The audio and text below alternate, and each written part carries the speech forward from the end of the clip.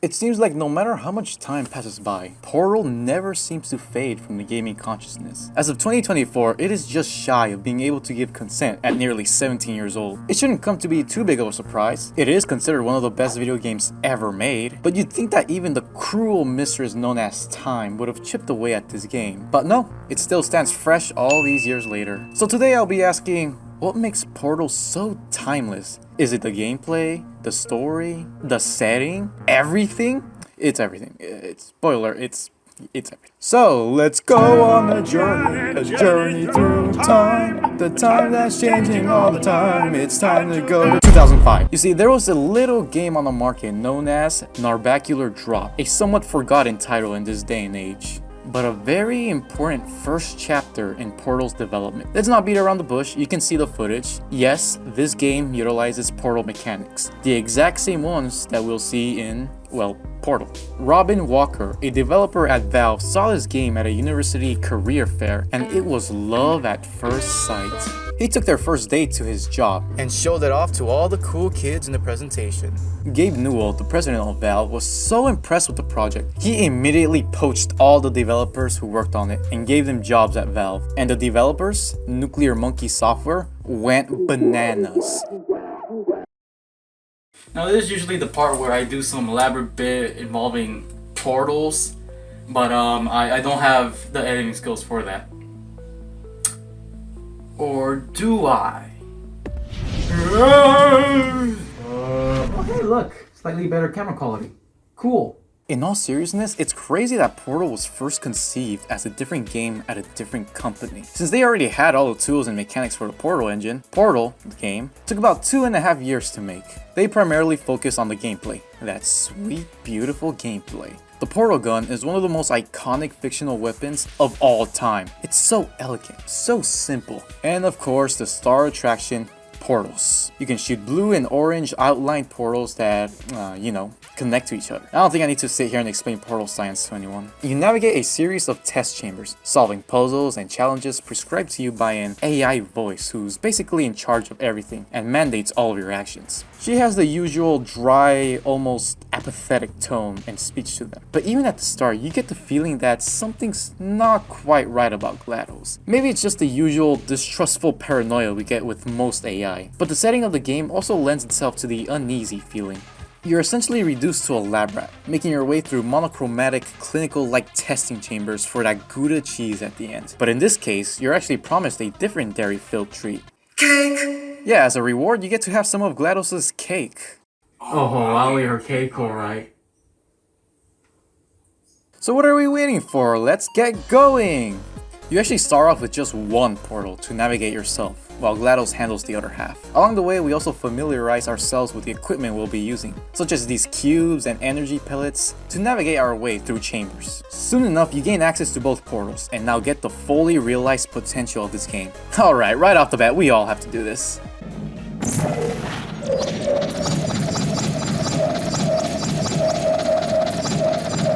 Now is when we actually have to start trying with these chambers. Twice the portals means twice the work, and twice the brain power.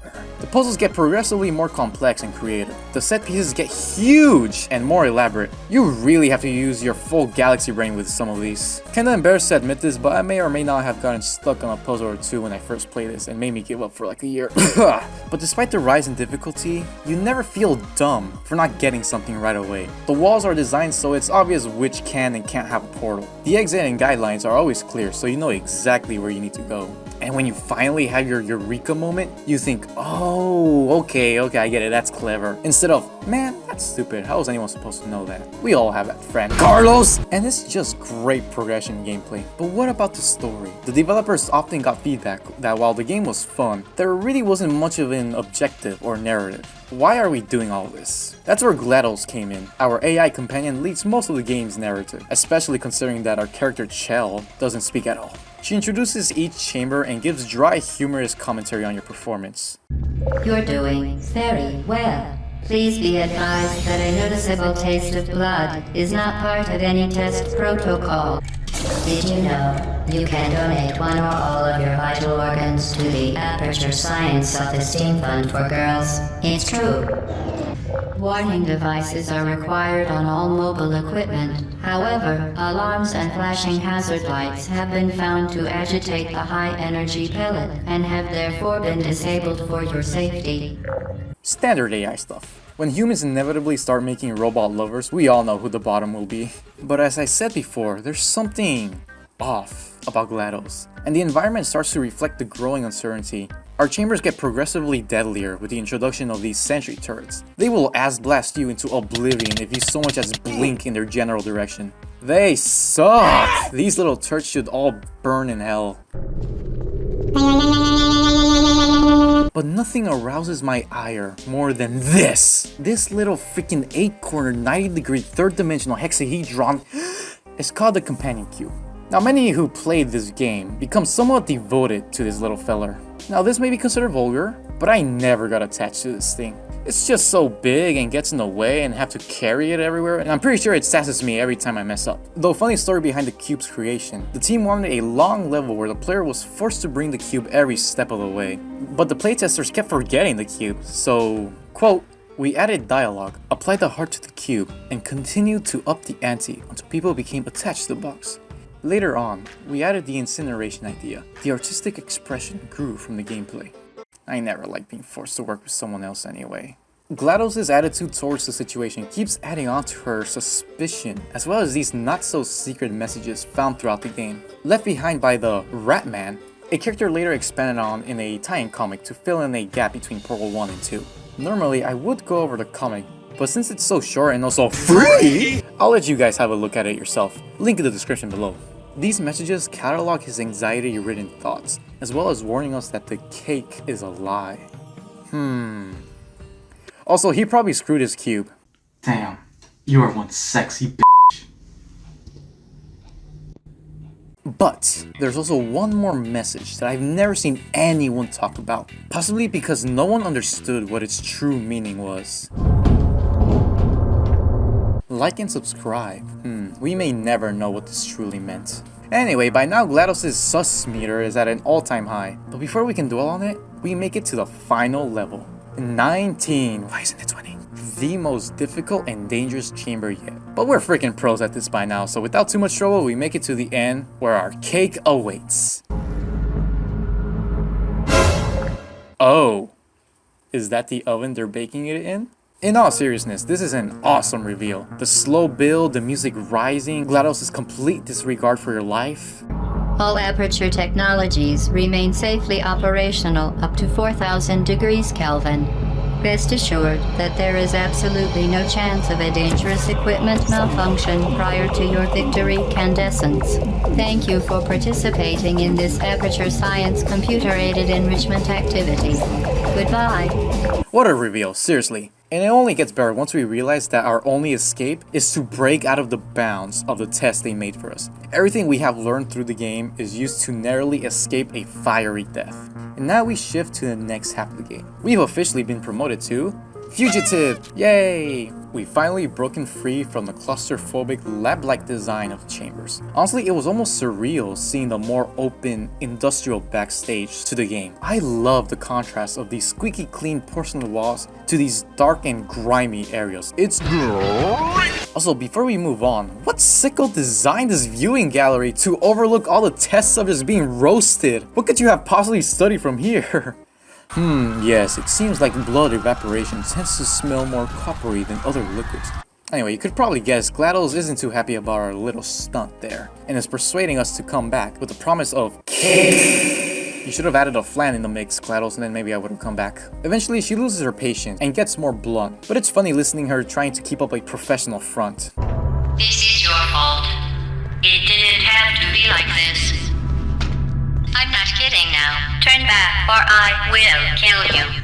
And let me just say, I love these areas. You're completely on your own, navigating through the dangerous machinery with distant hums as ambience. Honestly, this weirdly eerie sound design could belong in a horror game. It's that good. It could be a little daunting being alone at first, but at this point we feel confident, we feel independent, so with our new resolve we continue to tread forward. This is level 20 of Portal. Eventually, we come across a new android, the Rocket Turret. Not nearly as dangerous as the Sentry Turrets, but just as deadly. Are those synonyms? In a clever twist, we use him to break open new paths. First with his glass panel, but then with this Q-tube. So already he's infinitely better than those bullet bastards. Speaking of which, leads us to our most dangerous room yet.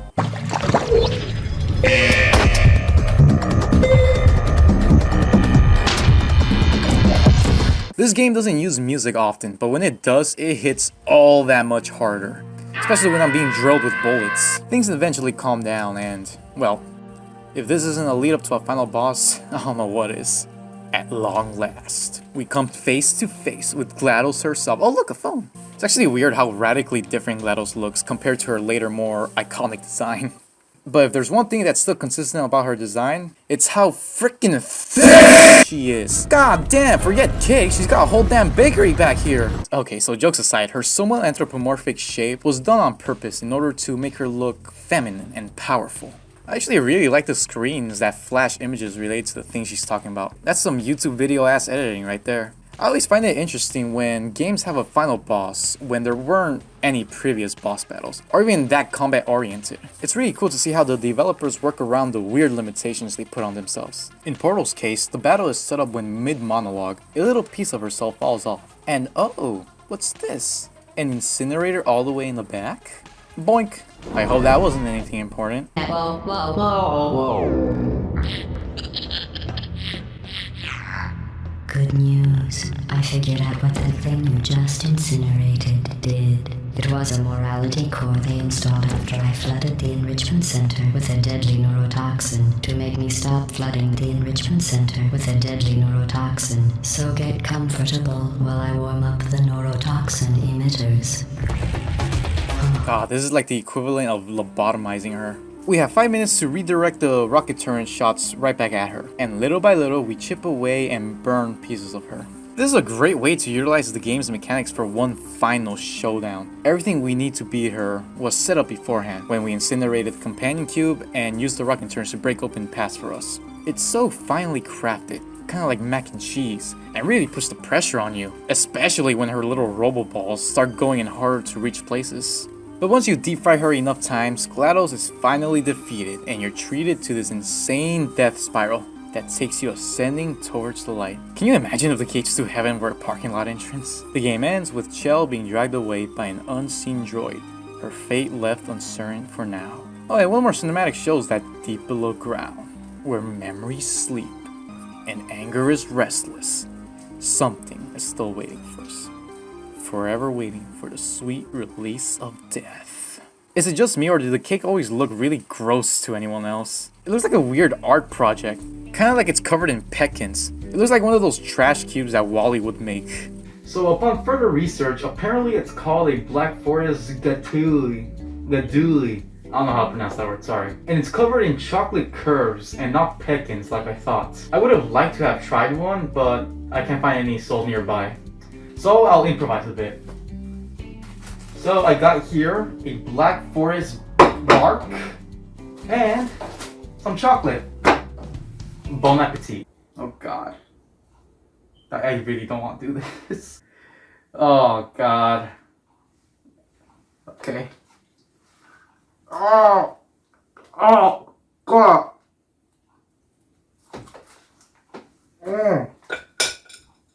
Oh god. Oh god.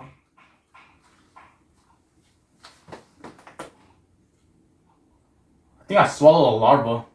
And with that, we are finally done with Portal. So, have we found the answer as to what makes Portal so timeless? I mean, I said at the beginning, but yeah, it's everything.